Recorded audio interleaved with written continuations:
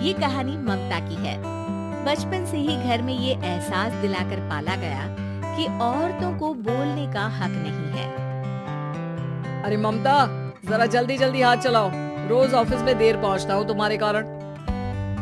लेकिन आपका सारा खाना पैक और तैयार भी है। अरे जबान जितनी चलाती हो उतना अगर हाथ चलाती ना तो शायद घर को अच्छे से मैनेज कर पाती। क्या मतलब है? क्या नहीं मिला आपको?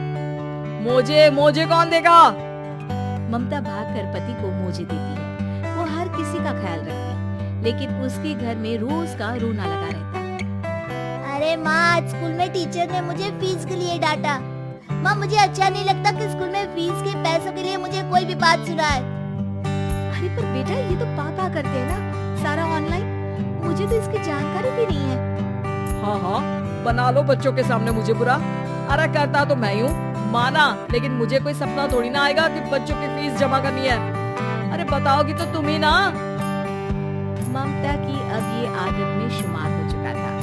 वो हमेशा हर बात के लिए खुद को ही दोषी मानती। एक दिन वो पड़ोस की दोस्त से कहती है, समझ नहीं आता यार, मैं इतनी डम कैसे हो सकती हूँ। बात तो सही भी है ना। अब पति बेचारा नौकरी करे, पैसे कमाए, या फिर ये देखे कि बच्चों की फीस का वक्त है। क्या करूँ यार। पता नहीं, मेरे पति तो सारा काम खुद ही करते हैं। वो तो कहते हैं कि तुम थक जाती होगी, सारा दिन घर बाहर बच्चे। तो अच्छा, ऐसे भी पति होते हैं क्या? अरे क्या बात कर रही है? भाई साहब कभी तुझे किसी बात के लिए सुनाते नहीं? किसने कहा नहीं सुनाते? अरे ये पति चीज ही ऐसी होती है कि बिना पत्नी को सुनाए उन्हें चैन की नींद कहाँ आती है। तो तू भी परेशान रहती होगी कि कैसे, क्या, कब भूल गई। अरे वो तो मुझे बस इस बात के लिए ताना देते हैं कि मैं वक्त पर खाना क्यों नहीं खाती या पार्लर जाकर अपनी साज सज्जा क्यों नहीं करवाती। पड़ोसन बोल ही रही होती है कि ममता के बेटे की आवाज आती है। अरे माँ, क्या हो गया? लग नहीं रहा कि आज आप मुझे पानी भी देगी। अरे कब से खाने के लिए वेट कर रहा हूँ। अरे यार, मैं चलती हूँ। बेटा खाने के लिए वेट कर रहा है, मैंने उसे खाना भी नहीं दिया। अरे 12वीं में पहुँच चुका है तुम्हारा बेटा, उसे बोलो खुद पानी लिया करे। मैंने तो अपने बच्चों को काम करना सिखाया है। अरे यार, खुद की भी तो कोई लाइफ है।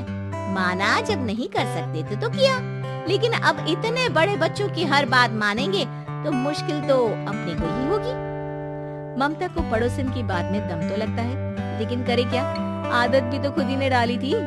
ममता घर जाती है कि तभी बेटी आ जाती है। माँ, परसों मुझे एक शादी में जाना है। तेरी वो जो लाल वाली साड़ी है ना, उसे दे देना।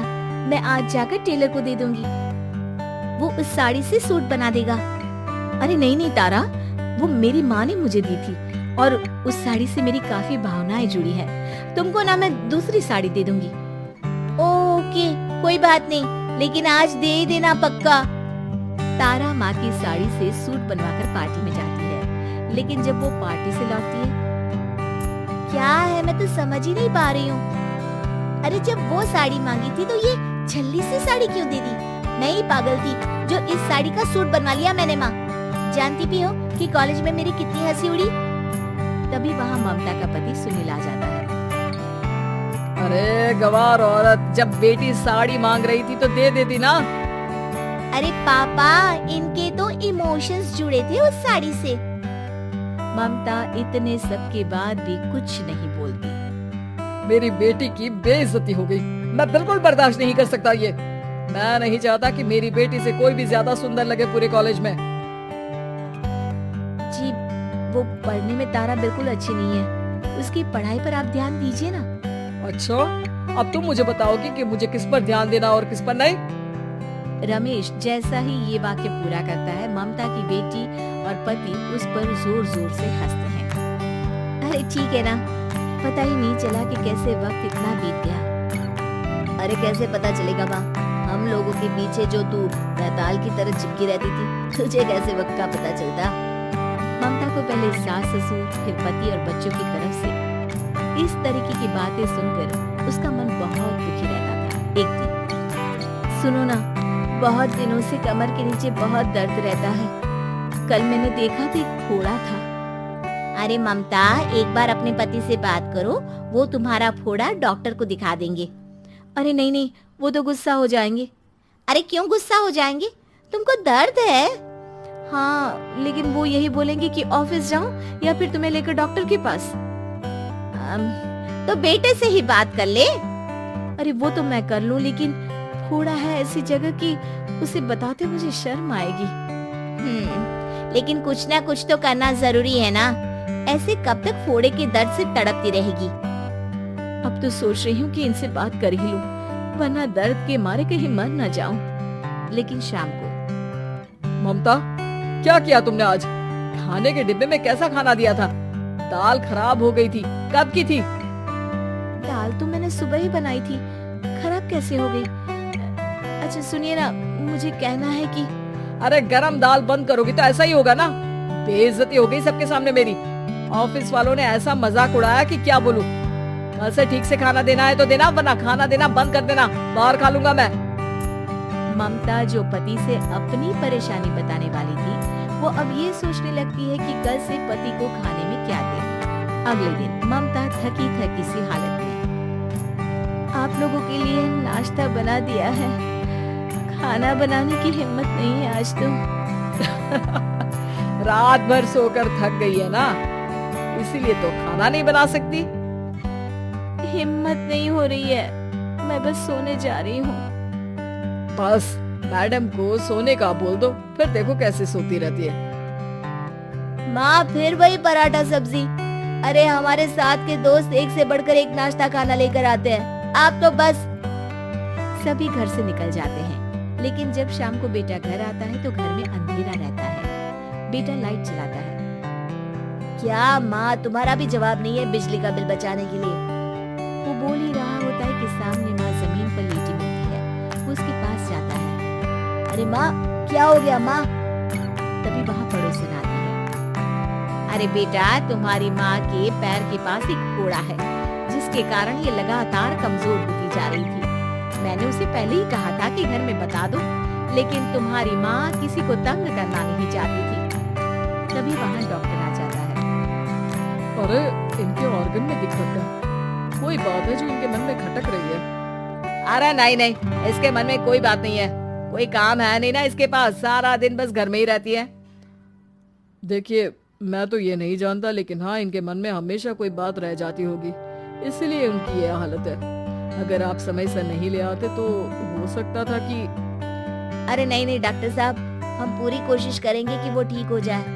हम लोगों ने अपनी ही परेशानी माँ के सामने रखी, लेकिन किसी ने माँ की दिक्कत को जानने की कोशिश तक नहीं की। हाँ, मैंने भी ममता को हमेशा घरेलू जरूरत से ज्यादा काम का नहीं सोचा था। ममता को होश आता है और वो खुद को अपने बेडरूम में देखती है। वो उठने की कोशिश करती है कि माँ, अब आप नहीं उठेंगी, हम लोग है ना, हम लोग आपको पूरी तरह से खुश रखने की कोशिश करेंगे। डांस करने में उस्ताद, एक स्टेप जो वो देख लेती तो हूबहू उसे उतार देती। अरे आन्या बेटा, मेरी बेटी को भी डांस सिखा देना, उसका एनुअल प्रोग्राम है। हाँ आंटी, क्यों नहीं, अब कल शाम उसको भेज देना, मैं सिखा दूंगी। हाँ हाँ, नचनिया ही बन, आस पड़ोस के लोग तुझे इस्तेमाल कर रहे हैं। माँ, इस्तेमाल मेरा नहीं, कला का हो रहा है। नाचना एक कला है, कला। आन्या हर बात में अच्छी थी, फिर चाहे वो अच्छा व्यवहार हो या फिर लोगों की मदद करना, वो हमेशा खुद के शौक को पूरा करने के लिए व्यस्त रहती। लेकिन घर वालों को तो उसका ये काम सिर्फ समय की बर्बादी लगता है। कहाँ है आन्या? उसको बोलो कि आज शाम को खाना वही बनाएगी। सपना देख लो कि तुम्हारी बेटी घर का खाना बनाएगी। अरे आसपास के लोगों का काम करने से उसे फुर्सत मिले तब तो कहीं जाकर वो हमारे घर का काम करेगी ना। देखो ना, इकलौती बेटी, ऊपर से गैर जिम्मेदार, अब करे तो क्या करे। तभी पड़ोस की पिंकी आ जाती है। अंकल आंटी, आन्या दीदी कहाँ है? वो क्या है ना, मेरा क्लास वर्क है, वो मुझे समझ में नहीं आ रहा, तो मम्मी ने कहा कि आन्या दीदी से पूछ लो। हाँ हाँ, क्यों नहीं, खुद का तो कोई काम है ही नहीं उसे। जाओ जाओ, सीढ़ी से ऊपर चली जाओ, वही कमरे में है आन्या। एक रोज शहर में डांस कंपटीशन वाले लोग आते हैं, जहाँ आन्या का डांस सबको पसंद आता है। क्या बात है, छोटे से शहर में इतना टैलेंट। बेटा कौन सिखाता है आपको? कोई नहीं सर, वो क्या है ना, मैं टीवी देखकर सीख जाती हूँ। अरे वाह। और आपके मम्मी पापा कहाँ हैं? वो नहीं आए? नहीं, वो लोग नहीं आए हैं। आन्या कंपटीशन जीत जाती है और घर में टीवी वाले आन्या का इंटरव्यू लेने आते हैं। अरे क्या है, कहाँ घुसे जा रहे हो, क्या हो गया? आप आन्या की माँ है ना? वो क्या है ना, आपकी बेटी ने डांस का कंपटीशन जीता है। हमारे शहर के लिए ये गर्व की बात है, तो हम लोग उनका इंटरव्यू लेने आए हैं। ओहो, बड़ा तीर मारा हो जैसे। अरे उसे आता ही क्या है डांस के सिवा, कुछ और करती तो शायद गर्व होता। तभी वहाँ आन्या आ जाती है और पत्रकारों को इंटरव्यू देती है। उसी रोज पिता के ऑफिस में। देखो तो आजकल के बच्चे कितने स्मार्ट हैं। धन्य है ऐसे बच्चों के माता पिता को। और किस्मत वाले होते हैं ऐसे माता पिता, वरना मेरी बेटी तो किसी काम की नहीं।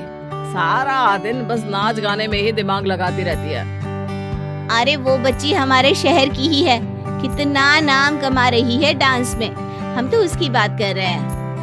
अच्छा, कोई डांस में भी नाम कमा सकता है? अरे दे देना भाई पेपर की कटिंग, दिखाऊंगा आन्या को भी मैं। क्या नाम बताया? आन्या?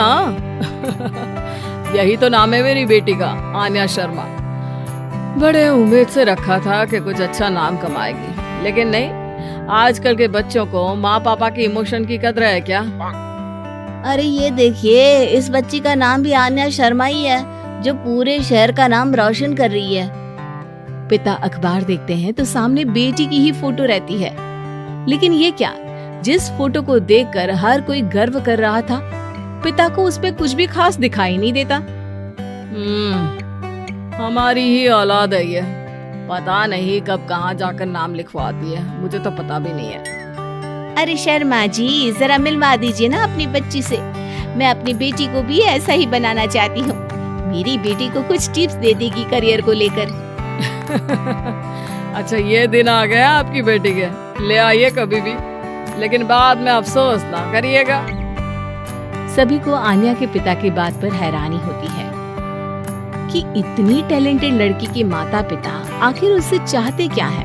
पिता घर आते हैं और माँ से कहते हैं, पता है तुम्हारी लड़की क्या कर रही है, या फिर ऐसे ही व्यस्त रहोगी हमेशा? अरे पता है मुझे, पर आपको कैसे पता चला? अरे कुछ पत्रकार आए थे, पता नहीं कहाँ कौन सा कंपटीशन जीत कर आई है। नजर रखा करो उस पर। तभी वहाँ पड़ोसन आ जाती है, जो पति पत्नी दोनों ही डॉक्टर होते हैं। नमस्ते भाभी, बधाई हो आपको आन्या की कामयाबी की। भाई भगवान बेटी दे तो ऐसी। कहाँ है वो? सच में आपको ऐसा लगता है कि भगवान ऐसी बेटी दे? तो ले जाइए ना अपने साथ, रखिए 2-4 दिन, खुद ही पता चल जाएगा। और नहीं तो क्या, सारा दिन करती क्या है, कहाँ रहती है, हमें तो कुछ पता नहीं होता। ना बताती है ना पूछती है। खैर देखिए, वो वक्त अब गया जब माता पिता बनकर बच्चों की परवरिश की जाती थी। अब तो बच्चों को साथ बिठाकर बात करना जरूरी है। वो क्या कहते हैं, बच्चे के दोस्त बने। तो क्या आप दोनों अपनी बेटी के दोस्त हैं?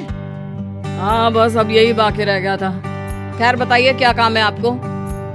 वो क्या है ना, मैं और मेरे पति दोनों को ही इमरजेंसी कॉल आ गई है अस्पताल से। मेरी बेटी आन्या की अच्छी दोस्त है, तो मैं क्या उसे आन्या के पास छोड़ दूं अगर वो फ्री है तो? माँ कुछ बोलती उतने में ही आन्या आ जाती है। वाह आंटी, क्यों नहीं, मैं फ्री ही हूँ। आप निश्चिंत रहिए, मैं उसका पूरा ख्याल रखूंगी। थैंक्स बेटा। वो अपनी बेटी उनके घर छोड़ जाती है, जो आन्या की उम्र की ही होती है। ये क्या मजाक है आन्या? हम लोगों को सोना भी होता है और हर घर का अपना कायदा होता है। मुझे बिल्कुल पसंद नहीं है कि तुम किसी को भी घर में घुसा लो।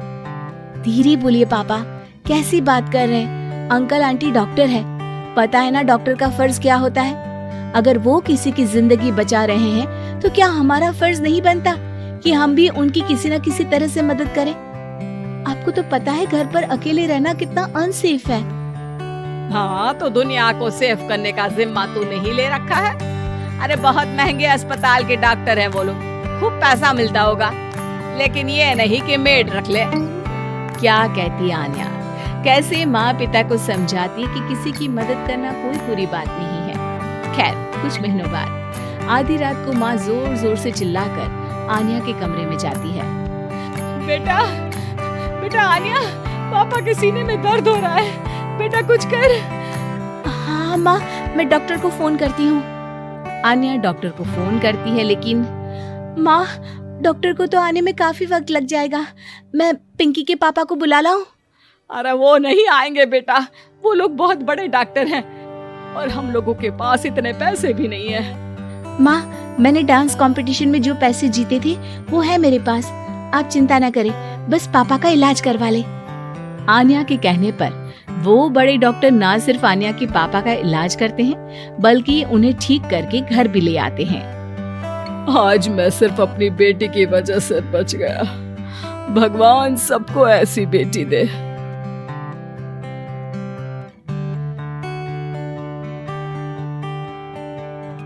लोग कंजूस समझते हैं, हालांकि वो हमेशा ही सेविंग्स की बात करते रहते हैं, पर कंजूस तो वो बिल्कुल भी नहीं है। उनकी सैलरी पूरी वो अपने परिवार पर खर्च कर देते हैं और जो कुछ बचता है उसे बैंक में जमा कराते हैं। उनके घर वाले और दोस्तों के बार बार बोलने के बावजूद भी वो खुद के लिए कुछ नहीं खरीदते। धीरे धीरे सबने बोलना ही छोड़ दिया। सिर्फ उनकी बेटी श्रेया अभी भी उन्हें इस चीज पर टोकती है। अच्छा सुनिए, आज आप ना बाहर जाएंगे ना तो मेरे लिए एक नई कढ़ाई ले आएगा। ये वाली जल के काली हो गई है। ऑफिस से लौटते वक्त ले आऊंगा, ठीक है? और खुद के लिए भी थोड़े नए कपड़े ले लो पापा। कब तक वही 6 जोड़ी कपड़े और ये पुरानी अटैची लेकर घूमोगे? पार्टी शादियों में पहनने के लिए भी आपके पास कुछ नहीं है पापा। अरे पैसे क्यों फालतू में खर्च करने हैं? ये कपड़े ठीक तो है, और पार्टीज और शादियों में वो मुझे बुलाते हैं, ना कि कपड़ों को। देखा श्रेया, तुझे बोल बोल के थक गई हूँ। तेरे पापा को कोई नहीं समझा सकता। श्रेया, तुम्हें कुछ चाहिए तो बताओ, ले आएंगे, ठीक है? मुझे फिलहाल किसी चीज की जरूरत नहीं है। श्रेया की बहुत कोशिश करने के बावजूद भी शर्मा जी को वो समझा नहीं पाती, पर वो हार मानने वालों में से नहीं है। उसको समझ में नहीं आता कि क्या किया जा सकता है और वो इस बारे में अपने दोस्तों से बात करती है। यार, मुझे समझ में नहीं आ रहा कि क्या करूं कि पापा थोड़ा खर्च खुद पर भी तो कर ले। अरे ये तो अजीब है, एक आदमी इतनी मेहनत करके पैसे कमाता है पर खर्च नहीं करता। तूने अंकल से जिद करके देखा क्या? हाँ यार, सब करके देख लिया। मैं उनसे अगर गाड़ी भी मांग लूं ना तो मेहनत करके वो भी मुझे ला देंगे। पर परसों मैंने उनके लिए 80 रुपए की आइसक्रीम मंगवाई थी तो उनके गले से वो भी नहीं उतरी। अरे सुनना, मेरे पास एक आइडिया है, पर उसके लिए थोड़ी मेहनत और थोड़ी एक्टिंग करनी पड़ेगी। तू रेडी है क्या ये सब करने के लिए? हाँ ठीक है, तेरा आइडिया भी ट्राई करके देखते हैं ना। श्रेया और उसके दोस्त एक प्लान बनाते हैं। प्लान की तैयारी भी कर ली जाती है। अब बस बारी है श्रेया की। प्लान को पूरा उसे ही तो करना था। अगली सुबह जब शर्मा जी बाथरूम में नहा रहे होते हैं, ऑफिस जाने से पहले शर्मा जी के बॉस का फोन आता है, जो कि श्रेया उठाती है। शर्मा जी के बाथरूम से निकलते ही श्रेया उन्हें बताती है, पापा, आपके बॉस का फोन आया था। वो आपको किसी मीटिंग के लिए राज होटल में बुला रहे हैं। क्या? राज होटल? वो तो बहुत महंगा है। हाँ, और उधर का एक ड्रेस कोड है। आप कुछ भी पहनकर उस होटल में नहीं जा सकते पापा। अच्छा।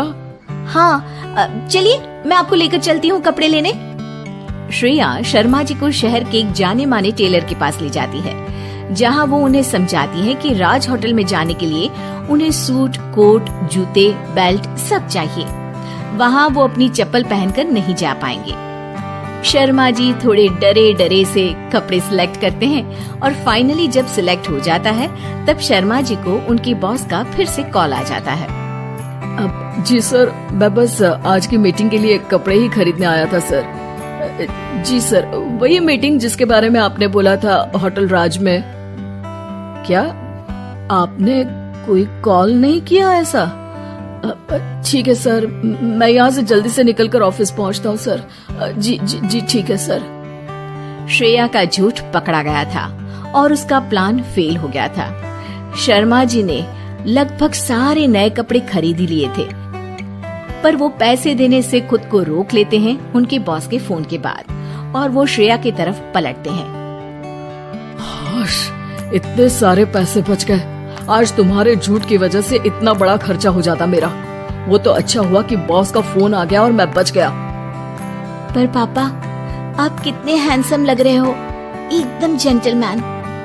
श्रेया की बात सुनकर शर्मा जी आईने की तरफ पलटते हैं। खुद को सूट कोट में देखकर वो भी हल्का सा मुस्कुराते हैं और कैशियर को जाकर पैसे दे देते हैं। ठीक है, तुम कहती हो तो इस बार ले लेता हूँ, पर सिर्फ तुम्हारे कहने पर, और सिर्फ इस बार।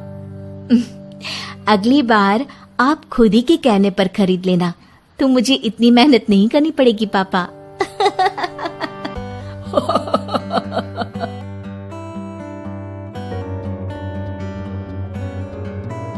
ये कहानी ममता की है। बचपन से ही घर में ये एहसास दिलाकर पाला गया कि औरतों को बोलने का हक नहीं है। अरे ममता, जरा जल्दी जल्दी हाथ चलाओ, रोज ऑफिस में देर पहुंचता हूँ तुम्हारे कारण। लेकिन आपका सारा खाना पैक और तैयार भी है। अरे जबान जितनी चलाती हो उतना अगर हाथ चलाती ना तो शायद घर को अच्छे से मैनेज कर पाती। क्या मतलब है? क्या नहीं मिला आपको? मुझे कौन देगा? ममता भागकर पति को मुझे देती है। वो हर किसी का ख्याल रखती, लेकिन उसके घर में रोज का रोना लगा रहता। अरे माँ, स्कूल में टीचर ने मुझे फीस के लिए डांटा। माँ, मुझे अच्छा नहीं लगता कि स्कूल में फीस के पैसों के लिए मुझे कोई भी बात सुनाए। अरे पर बेटा, ये तो पापा करते हैं ना सारा ऑनलाइन। मुझे तो इसकी जानकारी भी नहीं है। हाँ, बना लो बच्चों के सामने मुझे बुरा। अरे करता तो मैं ही हूँ, माना, लेकिन मुझे कोई सपना थोड़ी ना आएगा कि बच्चों की फीस जमा करनी है। अरे बताओगी तो तुम ही ना। ममता की अब ये आदत में शुमार हो चुका था। वो हमेशा हर बात के लिए खुद को ही दोषी मानती। एक दिन वो पड़ोस की दोस्त से कहती है, समझ नहीं आता यार, मैं इतनी डम कैसे हो सकती हूँ। बात तो सही भी है ना। अब पति बेचारा नौकरी करे, पैसे कमाए, या फिर ये देखे कि बच्चों की फीस का वक्त है। क्या करूँ यार। पता नहीं, मेरे पति तो सारा काम खुद ही करते हैं। वो तो कहते हैं कि तुम थक जाती होगी, सारा दिन घर बाहर बच्चे। तो अच्छा, ऐसे भी पति होते हैं क्या? अरे क्या बात कर रही है? भाई साहब कभी तुझे किसी बात के लिए सुनाते नहीं? किसने कहा नहीं सुनाते? अरे ये पति चीज ही ऐसी होती है कि बिना पत्नी को सुनाए उन्हें चैन की नींद कहाँ आती है। तो तू भी परेशान रहती होगी कि कैसे, क्या, कब भूल गई। अरे वो तो मुझे बस इस बात के लिए ताना देते हैं कि मैं वक्त पर खाना क्यों नहीं खाती या पार्लर जाकर अपनी साज सज्जा क्यों नहीं करवाती। पड़ोसन बोल ही रही होती है कि ममता के बेटे की आवाज आती है। अरे माँ, क्या हो गया? लग नहीं रहा कि आज आप मुझे पानी भी देगी। अरे कब से खाने के लिए वेट कर रहा हूँ। अरे यार, मैं चलती हूँ, बेटा खाने के लिए वेट कर रहा है। मैंने उसे खाना भी नहीं दिया। अरे 12वीं में पहुँच चुका है तुम्हारा बेटा, उसे बोलो खुद पानी लिया करे। मैंने तो अपने बच्चों को काम करना सिखाया है। अरे यार, खुद की भी तो कोई लाइफ है। माना जब नहीं कर सकते थे तो किया, लेकिन अब इतने बड़े बच्चों की हर बात मानेंगे तो मुश्किल तो अपने को ही होगी। ममता को पड़ोसन की बात में दम तो लगता है, लेकिन करे क्या, आदत भी तो खुद ही ने डाली थी। ममता घर जाती है कि तभी बेटी आ जाती है। माँ, परसों मुझे एक शादी में जाना है। तेरी वो जो लाल वाली साड़ी है ना, उसे दे देना। मैं आज जाकर टेलर को दे दूंगी, वो उस साड़ी से सूट बना देगा। अरे नहीं नहीं तारा, वो मेरी माँ ने मुझे दी थी और उस साड़ी से मेरी काफी भावनाएं जुड़ी हैं। तुमको ना मैं दूसरी साड़ी दे दूंगी। ओके, कोई बात नहीं, लेकिन आज दे ही देना पक्का। तारा माँ की साड़ी से सूट बनवाकर पार्टी में जाती है, लेकिन जब वो पार्टी से लौटती है, क्या है, मैं तो समझ ही नहीं पा रही हूँ। अरे जब वो साड़ी मांगी थी तो ये छल्ली सी साड़ी क्यों दे दी? नहीं, पागल थी जो इस साड़ी का सूट बनवा लिया मैंने। माँ, जानती भी हो कि कॉलेज में मेरी कितनी हंसी उड़ी। तभी वहाँ ममता का पति सुनील आ जाता है। अरे गवार औरत, जब बेटी साड़ी मांग रही थी तो दे देती ना। अरे पापा, इनके तो इमोशंस जुड़े थे उस साड़ी से। ममता इतने सब के बाद भी कुछ नहीं बोलती। मेरी बेटी की बेइज्जती हो गई। मैं बिल्कुल बर्दाश्त नहीं कर सकता ये। मैं नहीं चाहता कि मेरी बेटी से कोई भी ज्यादा सुंदर लगे पूरे कॉलेज में। जी, वो पढ़ने में तारा बिल्कुल अच्छी नहीं है, उसकी पढ़ाई पर आप ध्यान दीजिए ना। अच्छा, अब तुम मुझे बताओगी कि मुझे किस पर ध्यान देना और किस पर नहीं। रमेश जैसा ही ये वाक्य पूरा करता है, ममता की बेटी और पति उस पर जोर जोर से हंसते हैं। अरे ठीक है ना, पता ही नहीं चला कि कैसे वक्त इतना बीत गया। अरे कैसे पता चलेगा माँ, हम लोगों के पीछे जो तू बैताल की तरह चिपकी रहती थी, तुझे कैसे वक्त का पता चलता। ममता को पहले सास ससुर, फिर पति और बच्चों की तरफ से इस तरीके की बातें सुनकर उसका मन बहुत दुखी रहता था। एक दिन, सुनो ना, बहुत दिनों से कमर के नीचे बहुत दर्द रहता है। कल मैंने देखा तो एक फोड़ा था। अरे ममता, एक बार अपने पति से बात करो, वो तुम्हारा फोड़ा डॉक्टर को दिखा देंगे। अरे नहीं नहीं, वो तो गुस्सा हो जाएंगे। अरे क्यों गुस्सा हो जाएंगे, तुमको दर्द है। हाँ, लेकिन वो यही बोलेंगे कि ऑफिस जाऊं या फिर तुम्हें लेकर डॉक्टर के पास। तो बेटे से ही बात कर ले। अरे वो तो मैं कर लूं, लेकिन फोड़ा है ऐसी जगह कि उसे बताते मुझे शर्म आएगी। लेकिन कुछ ना कुछ तो करना जरूरी है ना, ऐसे कब तक फोड़े के दर्द से तड़पती रहेगी। अब तो सोच रही हूँ कि इनसे बात कर ही लूं, वरना दर्द के मारे कहीं मर न जाऊं। लेकिन शाम को, ममता, क्या किया तुमने आज? खाने के डिब्बे में कैसा खाना दिया था? दाल खराब हो गई थी। कब की थी? दाल तो मैंने सुबह ही बनाई थी, खराब कैसे हो गई? अच्छा सुनिए ना, मुझे कहना है कि अरे गरम दाल बंद करोगी तो ऐसा ही होगा ना। बेइज्जती हो गई सबके सामने मेरी। ऑफिस वालों ने ऐसा मजाक उड़ाया कि क्या बोलूं। कल से ठीक से खाना देना है तो देना, वरना खाना देना बंद कर देना, बाहर खा लूंगा मैं। ममता जो पति से अपनी परेशानी बताने वाली थी, वो अब ये सोचने लगती है कि कल से पति को खाने में क्या दे। अगले दिन ममता थकी थकी सी हालत में, आप लोगों के लिए नाश्ता बना दिया है, खाना बनाने की हिम्मत नहीं है आज तो। रात भर सोकर थक गई है ना, इसीलिए तो खाना नहीं बना सकती। हिम्मत नहीं हो रही है, मैं बस सोने जा रही हूँ। बस मैडम को सोने का बोल दो, फिर देखो कैसे सोती रहती है। माँ फिर वही पराठा सब्जी। अरे हमारे साथ के दोस्त एक से बढ़कर एक नाश्ता खाना लेकर आते हैं, आप तो बस। सभी घर से निकल जाते हैं, लेकिन जब शाम को बेटा घर आता है तो घर में अंधेरा रहता है। बेटा लाइट जलाता है। क्या माँ, तुम्हारा भी जवाब नहीं है बिजली का बिल बचाने के लिए। वो बोल ही रहा होता है कि सामने माँ जमीन पर लेटी मिलती है। वो उसके पास जाता है। अरे माँ, क्या हो गया माँ? तभी वहाँ पड़ोसन आती है। अरे बेटा, तुम्हारी माँ के पैर के पास एक फोड़ा है, जिसके कारण ये लगातार कमजोर होती जा रही थी। मैंने उसे पहले ही कहा था कि घर में बता दो, लेकिन तुम्हारी माँ किसी को तंग करना नहीं चाहती थी। तभी वहाँ डॉक्टर आ जाता है। अरे इनके ऑर्गन में दिक्कत है, कोई बात है जो इनके मन में खटक रही है। अरे नहीं नहीं, इसके मन में कोई बात नहीं है, कोई काम है नहीं ना इसके पास, सारा दिन बस घर में ही रहती है। देखिए, मैं तो ये नहीं जानता, लेकिन हाँ, इनके मन में हमेशा कोई बात रह जाती होगी, इसीलिए उनकी ये हालत है।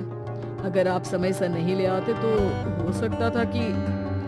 अरे नहीं नहीं डॉक्टर साहब, हम पूरी कोशिश करेंगे कि वो ठीक हो जाए। हम लोगों ने अपनी परेशानी माँ के सामने रखी, लेकिन किसी ने माँ की दिक्कत को जानने की कोशिश तक नहीं की। हाँ, मैंने भी ममता को हमेशा घरेलू जरूरत से ज्यादा काम का नहीं सोचा था। ममता को होश आता है और वो खुद को अपने बेडरूम में देखती है। वो उठने की कोशिश करती है कि माँ, अब आप नहीं उठेंगी, हम लोग है ना, हम लोग आपको पूरी तरह से खुश रखने की कोशिश करेंगे।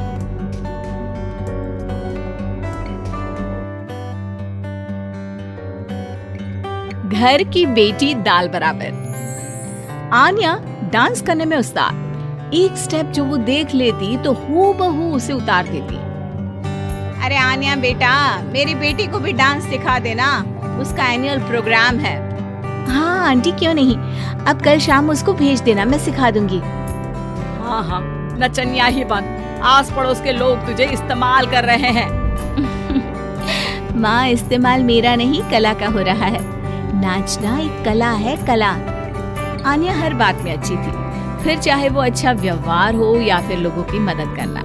वो हमेशा खुद के शौक को पूरा करने के लिए व्यस्त रहती, लेकिन घर वालों को तो उसका ये काम सिर्फ समय की बर्बादी लगता है। कहाँ है आन्या? उसको बोलो कि आज शाम को खाना वही बनाएगी। सपना देख लो कि तुम्हारी बेटी घर का खाना बनाएगी। अरे आसपास के लोगों का काम करने से उसे फुर्सत मिले तब तो कहीं जाकर वो हमारे घर का काम करेगी ना। देखो ना, इकलौती बेटी, ऊपर से गैर जिम्मेदार, अब करे तो क्या करे। तभी पड़ोस की पिंकी आ जाती है। अंकल आंटी, आन्या दीदी कहाँ है? वो क्या है ना, मेरा क्लास वर्क है, वो मुझे समझ में नहीं आ रहा, तो मम्मी ने कहा कि आन्या दीदी से पूछ लो।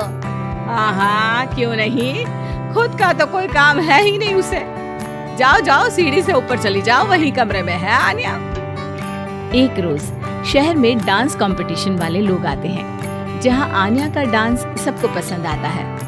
क्या बात है, छोटे से शहर में इतना टैलेंट? बेटा कौन सिखाता है आपको?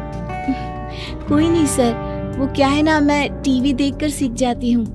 अरे वाह, और आपके मम्मी पापा कहाँ हैं? वो नहीं आए? नहीं, वो लोग नहीं आए हैं। आन्या कंपटीशन जीत जाती है और घर में टीवी वाले आन्या का इंटरव्यू लेने आते हैं। अरे क्या है, कहाँ घुसे जा रहे हो, क्या हो गया? आप आन्या की माँ है ना? वो क्या है ना, आपकी बेटी ने डांस का कंपटीशन जीता है। हमारे शहर के लिए ये गर्व की बात है, तो हम लोग उनका इंटरव्यू लेने आए हैं। ओहो, बड़ा तीर मारा हो जैसे। अरे उसे आता ही क्या है डांस के सिवा, कुछ और करती तो शायद गर्व होता।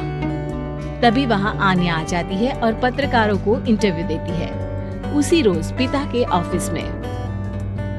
देखो तो आजकल के बच्चे कितने स्मार्ट है, धन्य है ऐसे बच्चों के माता पिता को। और किस्मत वाले होते हैं ऐसे माता पिता, वरना मेरी बेटी तो किसी काम की नहीं, सारा दिन बस नाच गाने में ही दिमाग लगाती रहती है। अरे वो बच्ची हमारे शहर की ही है, कितना नाम कमा रही है डांस में, हम तो उसकी बात कर रहे हैं। अच्छा, कोई डांस में भी नाम कमा सकता है? अरे दे देना भाई पेपर की कटिंग, दिखाऊंगा आन्या को भी मैं। क्या नाम बताया? आन्या? यही तो नाम है मेरी बेटी का, आन्या शर्मा। बड़े उम्मीद से रखा था कि कुछ अच्छा नाम कमाएगी, लेकिन नहीं। आजकल के बच्चों को माँ पापा की इमोशन की कदर है क्या? अरे ये देखिए, इस बच्ची का नाम भी आन्या शर्मा ही है, जो पूरे शहर का नाम रोशन कर रही है। पिता अखबार देखते हैं तो सामने बेटी की ही फोटो रहती है, लेकिन ये क्या, जिस फोटो को देखकर हर कोई गर्व कर रहा था, पिता को उस पे कुछ भी खास दिखाई नहीं देता।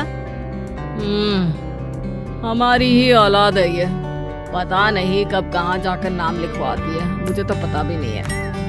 अरे शर्मा जी, जरा मिलवा दीजिए ना अपनी बच्ची से, मैं अपनी बेटी को भी ऐसा ही बनाना चाहती हूँ। मेरी बेटी को कुछ टिप्स दे देगी करियर को लेकर। अच्छा, ये दिन आ गया आपकी बेटी के, ले आइए कभी भी, लेकिन बाद में अफसोस ना करिएगा। सभी को आन्या के पिता की बात पर हैरानी होती है कि इतनी टैलेंटेड लड़की के माता पिता आखिर उससे चाहते क्या है। पिता घर आते हैं और माँ से कहते हैं, पता है तुम्हारी लड़की क्या कर रही है, या फिर ऐसे ही व्यस्त रहोगी हमेशा? अरे पता है मुझे, पर आपको कैसे पता चला? अरे कुछ पत्रकार आए थे, पता नहीं कहाँ कौन सा कंपटीशन जीत कर आई है। नजर रखा करो उस पर। तभी वहाँ पड़ोसन आ जाती है, जो पति पत्नी दोनों ही डॉक्टर होते हैं। नमस्ते भाभी, बधाई हो आपको आन्या की कामयाबी की। भाई भगवान बेटी दे तो ऐसी, कहाँ है वो? सच में आपको ऐसा लगता है कि भगवान ऐसी बेटी दे?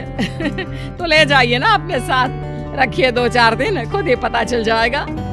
और नहीं तो क्या, सारा दिन करती क्या है, कहाँ रहती है, हमें तो कुछ पता नहीं होता, ना बताती है ना पूछती है। खैर देखिए, वो वक्त अब गया जब माता पिता बनकर बच्चों की परवरिश की जाती थी। अब तो बच्चों को साथ बिठाकर बात करना जरूरी है। वो क्या कहते हैं, बच्चे के दोस्त बने। तो क्या आप दोनों अपनी बेटी के दोस्त हैं? हाँ, बस अब यही बाकी रह गया था। खैर बताइए क्या काम है आपको? वो क्या है ना, मैं और मेरे पति दोनों को ही इमरजेंसी कॉल आ गई है अस्पताल से। मेरी बेटी आन्या की अच्छी दोस्त है, तो मैं क्या उसे आन्या के पास छोड़ दूं अगर वो फ्री है तो? माँ कुछ बोलती उतने में ही आन्या आ जाती है। वाह आंटी, क्यों नहीं, मैं फ्री ही हूँ, आप निश्चिंत रहिए, मैं उसका पूरा ख्याल रखूंगी। थैंक्स बेटा। वो अपनी बेटी उनके घर छोड़ जाती है, जो आन्या की उम्र की ही होती है। ये क्या मजाक है आन्या? हम लोगों को सोना भी होता है और हर घर का अपना कायदा होता है। मुझे बिल्कुल पसंद नहीं है कि तुम किसी को भी घर में घुसा लो। धीरे बोलिए पापा, कैसी बात कर रहे हैं? अंकल आंटी डॉक्टर है, पता है ना डॉक्टर का फर्ज क्या होता है। अगर वो किसी की जिंदगी बचा रहे हैं तो क्या हमारा फर्ज नहीं बनता कि हम भी उनकी किसी न किसी तरह से मदद करें? आपको तो पता है घर पर अकेले रहना कितना अनसेफ है। हाँ, तो दुनिया को सेफ करने का जिम्मा तू नहीं ले रखा है? अरे बहुत महंगे अस्पताल के डॉक्टर हैं वो लोग, खूब पैसा मिलता होगा, लेकिन ये नहीं कि मेड रख ले। क्या कहती आन्या, कैसे माँ पिता को समझाती कि किसी की मदद करना कोई बुरी बात नहीं है। खैर कुछ महीनों बाद आधी रात को माँ जोर जोर से चिल्लाकर आन्या के कमरे में जाती है। बेटा बेटा आन्या, पापा के सीने में दर्द हो रहा है, बेटा कुछ कर। हाँ माँ, मैं डॉक्टर को फोन करती हूँ। आन्या डॉक्टर को फोन करती है, लेकिन माँ डॉक्टर को तो आने में काफी वक्त लग जाएगा, मैं पिंकी के पापा को बुला लाऊं? अरे वो नहीं आएंगे बेटा, वो लोग बहुत बड़े डॉक्टर हैं और हम लोगों के पास इतने पैसे भी नहीं है। माँ मैंने डांस कंपटीशन में जो पैसे जीते थे वो है मेरे पास, आप चिंता न करें, बस पापा का इलाज करवा ले।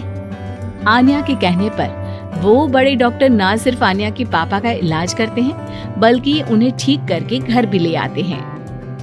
आज मैं सिर्फ अपनी बेटी की वजह से बच गया। भगवान सबको ऐसी बेटी दे।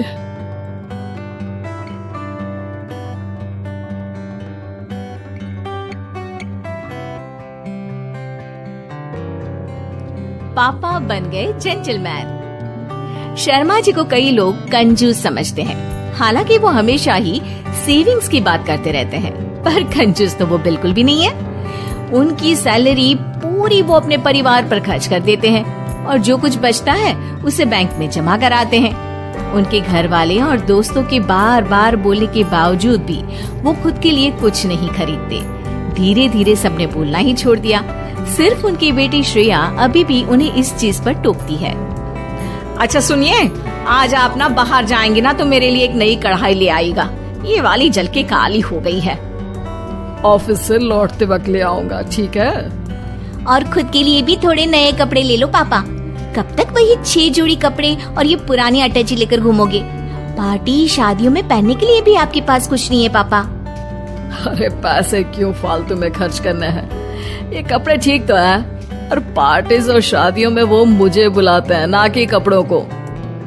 देखा श्रेया, तुझे बोल बोल के थक गई हूँ, तेरे पापा को कोई नहीं समझा सकता।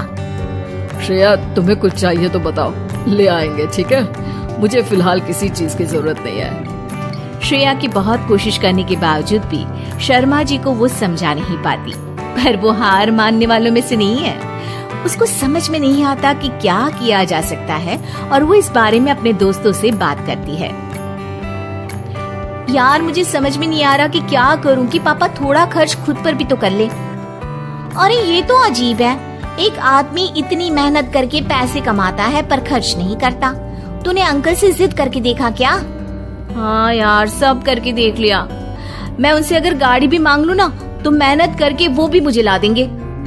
पर परसों मैंने उनके लिए 80 रुपए की आइसक्रीम मंगवाई थी तो उनके गले से वो भी नहीं उतरी। अरे सुनना, मेरे पास एक आइडिया है, पर उसके लिए थोड़ी मेहनत और थोड़ी एक्टिंग करनी पड़ेगी। तू रेडी है क्या ये सब करने के लिए? हाँ ठीक है, तेरा आइडिया भी ट्राई करके देखते हैं ना। श्रेया और उसके दोस्त एक प्लान बनाते हैं। प्लान की तैयारी भी कर ली जाती है। अब बस बारी है श्रेया की। प्लान को पूरा उसे ही तो करना था। अगली सुबह जब शर्मा जी बाथरूम में नहा रहे होते हैं, ऑफिस जाने से पहले शर्मा जी के बॉस का फोन आता है, जो कि श्रेया उठाती है। शर्मा जी के बाथरूम से निकलते ही श्रेया उन्हें बताती है, पापा आपके बॉस का फोन आया था, वो आपको किसी मीटिंग के लिए राज होटल में बुला रहे हैं। क्या? राज होटल? वो तो बहुत महंगा है। हाँ, और उधर का एक ड्रेस कोड है। आप कुछ भी पहनकर उस होटल में नहीं जा सकते पापा। अच्छा, हाँ, चलिए मैं आपको लेकर चलती हूँ कपड़े लेने।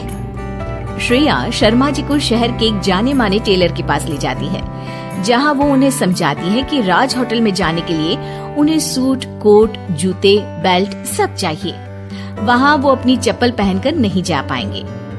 शर्मा जी थोड़े डरे डरे से कपड़े सिलेक्ट करते हैं और फाइनली जब सिलेक्ट हो जाता है तब शर्मा जी को उनकी बॉस का फिर से कॉल आ जाता है। अब जी सर, मैं बस आज की मीटिंग के लिए कपड़े ही खरीदने आया था सर। जी सर, वही मीटिंग जिसके बारे में आपने बोला था होटल राज में। क्या आपने कोई कॉल नहीं किया ऐसा?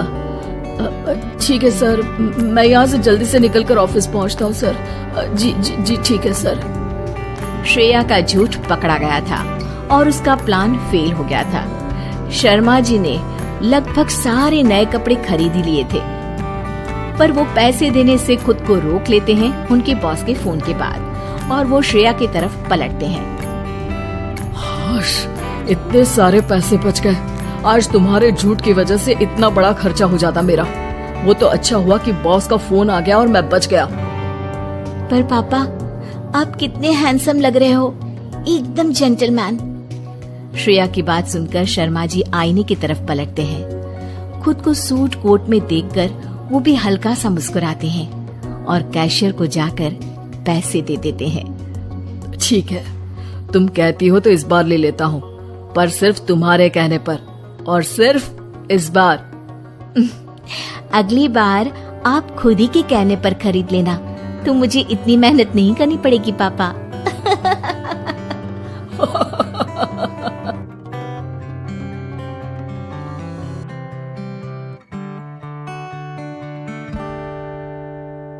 ये कहानी ममता की है। बचपन से ही घर में ये एहसास दिलाकर पाला गया कि औरतों को बोलने का हक नहीं है। अरे ममता, जरा जल्दी जल्दी हाथ चलाओ, रोज ऑफिस में देर पहुंचता हूँ तुम्हारे कारण। लेकिन आपका सारा खाना पैक और तैयार भी है। अरे जबान जितनी चलाती हो उतना अगर हाथ चलाती ना तो शायद घर को अच्छे से मैनेज कर पाती। क्या मतलब है?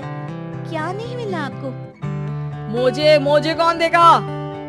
ममता भागकर पति को मोजे देती है। वो हर किसी का ख्याल रखती है, लेकिन उसके घर में रोज का रोना लगा रहता। अरे माँ, आज स्कूल में टीचर ने मुझे फीस के लिए डांटा। माँ, मुझे अच्छा नहीं लगता कि स्कूल में फीस के पैसों के लिए मुझे कोई भी बात सुनाए। अरे पर बेटा, ये तो पापा करते हैं ना, सारा ऑनलाइन।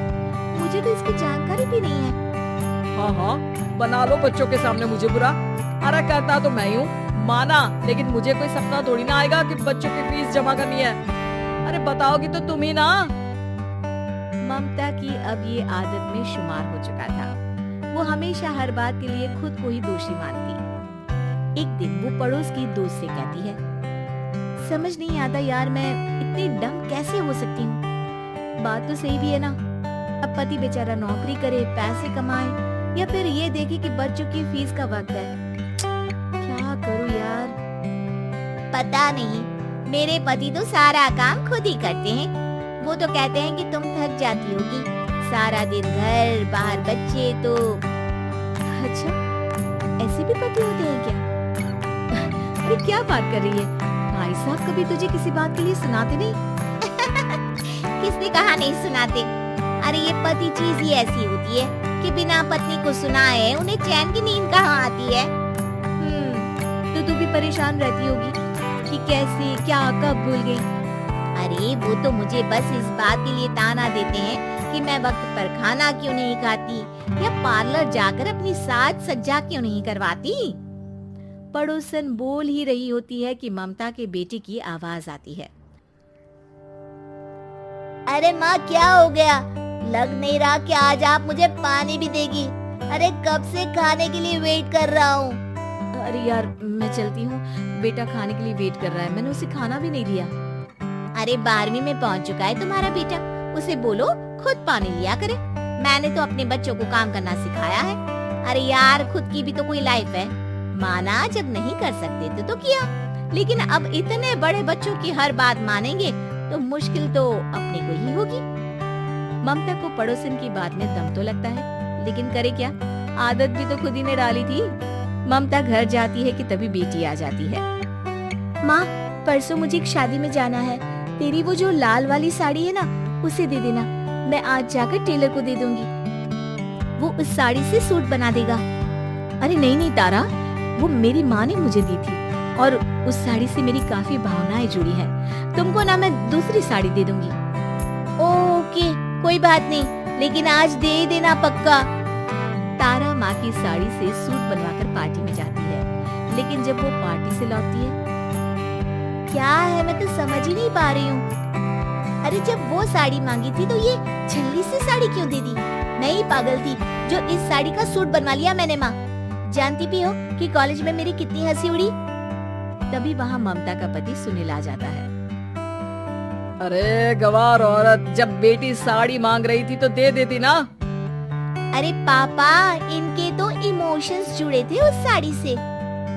ममता इतने सब के बाद भी कुछ नहीं बोलती। मेरी बेटी की बेइज्जती हो गई। मैं बिल्कुल बर्दाश्त नहीं कर सकता ये। मैं नहीं चाहता कि मेरी बेटी से कोई भी ज्यादा सुंदर लगे पूरे कॉलेज में। जी, वो पढ़ने में तारा बिल्कुल अच्छी नहीं है, उसकी पढ़ाई पर आप ध्यान दीजिए ना। अच्छा, अब तुम मुझे बताओगी कि मुझे किस पर ध्यान देना और किस पर नहीं? रमेश जैसा ही ये वाक्य पूरा करता है, ममता की बेटी और पति उस पर जोर जोर से हंसते हैं। अरे ठीक है ना, पता ही नहीं चला कि कैसे वक्त इतना बीत गया। अरे कैसे पता चलेगा माँ, हम लोगों के पीछे जो तू बैताल की तरह चिपकी रहती थी, तुझे कैसे वक्त का पता चलता? ममता को पहले सास ससुर, फिर पति और बच्चों की तरफ से इस तरीके की बातें सुनकर उसका मन बहुत दुखी रहता था। एक दिन, सुनो ना, बहुत दिनों से कमर के नीचे बहुत दर्द रहता है। कल मैंने देखा तो एक फोड़ा था। अरे ममता, एक बार अपने पति से बात करो, वो तुम्हारा फोड़ा डॉक्टर को दिखा देंगे। अरे नहीं नहीं, वो तो गुस्सा हो जाएंगे। अरे क्यों गुस्सा हो जाएंगे? तुमको दर्द है? हाँ, लेकिन वो यही बोलेंगे कि ऑफिस जाऊं या फिर तुम्हें लेकर डॉक्टर के पास। तो बेटे से ही बात कर ले। अरे वो तो मैं कर लूं, लेकिन फोड़ा है ऐसी जगह कि उसे बताते मुझे शर्म आएगी। लेकिन कुछ ना कुछ तो करना जरूरी है ना। ऐसे कब तक फोड़े के दर्द से तड़पती रहेगी? अब तो सोच रही हूँ कि इनसे बात कर ही लूं, वरना दर्द के मारे कहीं मर न जाऊं। लेकिन शाम को, ममता, क्या किया तुमने आज? खाने के डिब्बे में कैसा खाना दिया था? दाल खराब हो गई थी। कब की थी? दाल तो मैंने सुबह ही बनाई थी, खराब कैसे हो गई? अच्छा सुनिए ना, मुझे कहना है कि अरे गरम दाल बंद करोगी तो ऐसा ही होगा ना। बेइज्जती हो गई सबके सामने मेरी। ऑफिस वालों ने ऐसा मजाक उड़ाया कि क्या बोलूं। कल से ठीक से खाना देना है तो देना, वरना खाना देना बंद कर देना। बाहर खा लूंगा मैं। ममता जो पति से अपनी परेशानी बताने वाली थी, वो अब ये सोचने लगती है कि कल से पति को खाने में क्या दे। अगले दिन ममता थकी थकी सी हालत में, आप लोगों के लिए नाश्ता बना दिया है, खाना बनाने की हिम्मत नहीं है आज तो। रात भर सोकर थक गई है ना, इसीलिए तो खाना नहीं बना सकती। हिम्मत नहीं हो रही है, मैं बस सोने जा रही हूँ। बस मैडम को सोने का बोल दो, फिर देखो कैसे सोती रहती है। माँ, फिर वही पराठा सब्जी। अरे हमारे साथ के दोस्त एक से बढ़कर एक नाश्ता खाना लेकर आते हैं, आप तो बस। सभी घर से निकल जाते हैं, लेकिन जब शाम को बेटा घर आता है तो घर में अंधेरा रहता है। बेटा लाइट जलाता है। क्या माँ, तुम्हारा भी जवाब नहीं है बिजली का बिल बचाने के लिए? वो बोल ही रहा होता है कि सामने माँ जमीन पर लेटी मिलती है। वो उसके पास जाता है। अरे माँ, क्या हो गया माँ? तभी वहाँ पड़ोसन आती है। अरे बेटा, तुम्हारी माँ के पैर के पास एक फोड़ा है, जिसके कारण ये लगातार कमजोर होती जा रही थी। मैंने उसे पहले ही कहा था कि घर में बता दो, लेकिन तुम्हारी माँ किसी को तंग करना नहीं चाहती थी। तभी वहाँ डॉक्टर आ जाता है। अरे इनके ऑर्गन में दिक्कत है, कोई बात है जो इनके मन में खटक रही है। अरे नहीं नहीं, इसके मन में कोई बात नहीं है, कोई काम है नहीं ना इसके पास, सारा दिन बस घर में ही रहती है। देखिए, मैं तो ये नहीं जानता, लेकिन हाँ, इनके मन में हमेशा कोई बात रह जाती होगी, इसीलिए उनकी ये हालत है।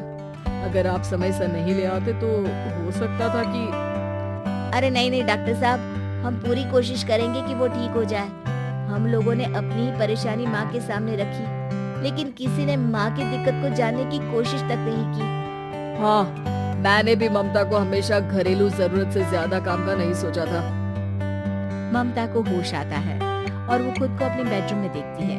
वो उठने की कोशिश करती है कि माँ, अब आप नहीं उठेंगी।